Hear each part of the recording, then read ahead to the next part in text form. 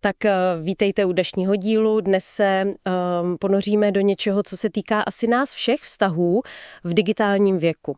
A jako podklad nám poslouží blogový článek Ondřeje Vejsady na iDnes, jmenuje se Chytáš Wi-Fi nebo lásku. A začíná to skvělou myšlenkou. Je dnes fakt snazší najít heslo na Wi-Fi, než skutečný lidský kontakt? No, to je přesně ten paradox, na který autor naráží. Dřív byla setkání prostě dílem náhody. V knihovně, na koncertě, kdekoliv. A dneska máme před sebou zdánlivě nekonečnou nabídku. Na jedno kliknutí. Přesně. A autor se ptá, co se stane, když ten výběr neřídí srdce, ale algoritmus. A jak vlastně tyhle algoritmy mění pravidla hry? Člověk by si myslel, že nám hledají dokonalou shodu, ale tak to asi úplně není, že? Vůbec. Ono to není žádná magie.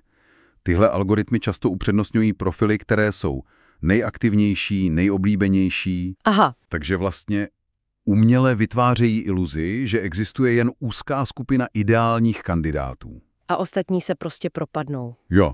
Místo náhody tu máme pečlivě, kuratorovaný, ale zároveň strašně zúžený výběr. A to nás vede k dalšímu problému. Který autor popisuje jako tu lásku v nákupním košíku. Přesně. Vybíráme si lidi podle perfektně naaranžovaných fotek, jako bychom listovali katalogem. A když první randé nevyjde? Tak to autor trefně přirovnává k vrácení zboží v e-shopu. To je drsné, ale asi trefné. A co je na tom fascinující, je ten psychologický dopad. Nejde jen o to, že soudíme podle vzhledu. Vytváří to takzvaný paradox výběru. To znamená, že když máme moc možností, tak se zvyšuje naše úzkost, že si vybereme špatně.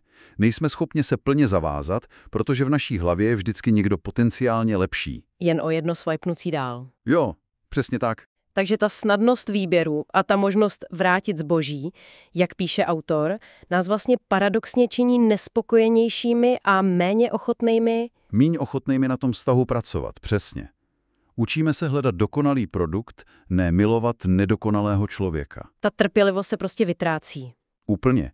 Proč investovat čas a energii, když další produkt je okamžitě k dispozici? Dobře, takže si někoho koupíme a jsme ve vztahu. Ale i tady podle autora technologie mění pravidla a to dost nebezpečně. Mluví o žárlivosti, o stalkingu z pohodlí domova. Ano, a to je zásadní posun. Důvěra, což by měl být základ, je nahrazována kontrolou. To zní děsivě. Je to tak. Už se nemusíme ptát, kde partner je, prostě se podíváme na jeho poslední aktivitu na WhatsAppu. Nebo komu dal like na fotku. Přesně. Dřív se lidi trápili tím, co se děje za zavřenými dveřmi. Dneska nás stresuje zelená tečka u statusu. Že je online, ale nepíše zrovna nám. A ta úzkost je okamžitá a neustálá. Místo budování důvěry si stavíme takové malé sledovací systémy. Takže technologie, která nás má spojovat, tak ve skutečnosti vytváří nové propasti. Ale autor naštěstí nekončí úplně pesimisticky, že? To ne. Navrhuje návrat ke starým časům. Rande bez mobilů, telefonát místo textovky. Není to ale trochu idealistické? Hele, to je dobrá otázka. Pro spoustu lidí, třeba pro introverty nebo ty, kdo žijí v menších městech, jsou ty aplikace jedinou reálnou šancí. To je pravda. Já myslím, že autorovi nejde o úplné zavržení technologií, spíš o to vědomé rozhodnutí, kdy je odložit. Aby to byl nástroj, ale ne berlička. Přesně. Nástroj, který nás seznámí, ale nenahradí tu skutečnou snahu o spojení tváře v tvář. Protože skutečné pouto nepotřebuje data ani signál. Ale naši plnou pozornost. Jo, přesně tak.